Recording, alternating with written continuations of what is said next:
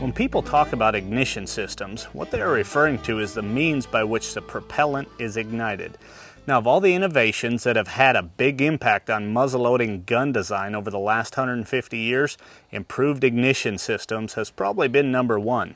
Now, there are three types of ignition systems used by shooters today: flint, percussion cap, and 209 shot shell primer. Of course, the one you use depends somewhat on just how primitive you want to be during your primitive weapon season. O'Neill, since you're sort of ancient yourself, why don't you start off by telling about the oldest, oh, I didn't mean that, ignition systems, the flint. Remember when we were talking about the different types of muzzle loaders? Well, as you recall, the flintlock was the only game in town back in the good old days. And of course, the ignition type that was used was the flint, meaning that the spark that started the entire process came from a little piece of flint striking the steel frizzen of the lock mechanism. And of course, that's why they call the guns flintlocks. Now, this is the most primitive or traditional ignition system in common use today. But back in about 1850, a new type of muzzleloader ignition system came along that changed everything. And Chad's going to tell you about that right now if he can remember. Now, I'm surprised you remembered back to 1850, but probably the biggest advancement in military small arms prior to the modern era was the invention of the percussion cap. Guns that use percussion cap ignitions are called cap locks. A percussion cap is a little brass gizmo that has an explosive material inside that's called fulminate.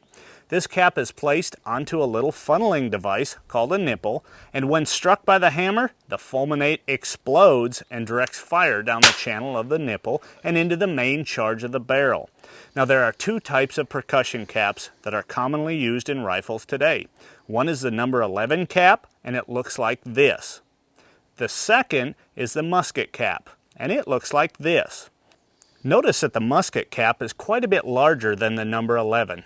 And not only is it larger, but it is also more powerful because it contains more fulminate than the number 11.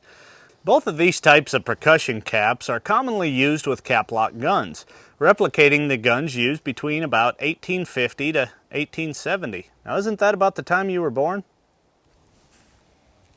Up until a few years ago, the flint and percussion cap ignition systems were the only ignition systems used by modern muzzleloader shooters and hunters. Then shortly after the inline muzzleloader became popular, an innovation came along that changed everything: the 209 primer ignition. Now, this ignition was very well suited to the inline rifle. The whole idea behind the inline was that it was easier to use and more reliable than the antique reproduction guns we used before. So why not create a more reliable ignition? The 209 shot shell primer is the same primer used in modern shotgun shells.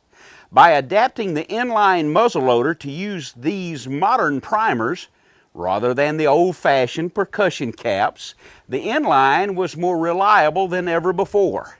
You see, unlike the number 11 and musket caps, these 209 primers are virtually impervious to moisture, and therefore the chances of a misfire were greatly reduced. Also, the amount of fire delivered to the charge is substantially increased, which is good, but only up to a point, right? That's right, O'Neill. Recently, it has been discovered that the common 209 shot shell primer may actually be a little bit too powerful for use in muzzleloaders.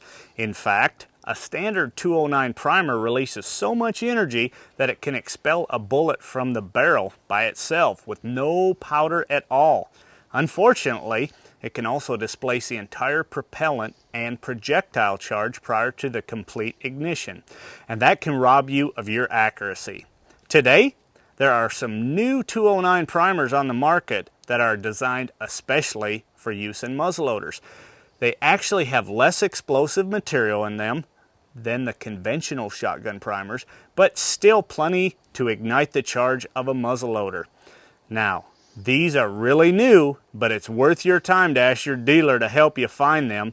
In our test, we have found that we've achieved consistently tighter groups with these muzzleloader 209s versus the standard 209 shot shell primers. In modern muzzleloaders, meaning the inlines, the 209 ignition has really taken over the market. So much so that almost every inline sold today comes already equipped to use the 209. However, in a few states, it's not yet legal to use the 209 primer, so be sure to check your regulations. Now, we've got just one more product category to cover before we head on out to the range, and that's accessories, and that's coming up next.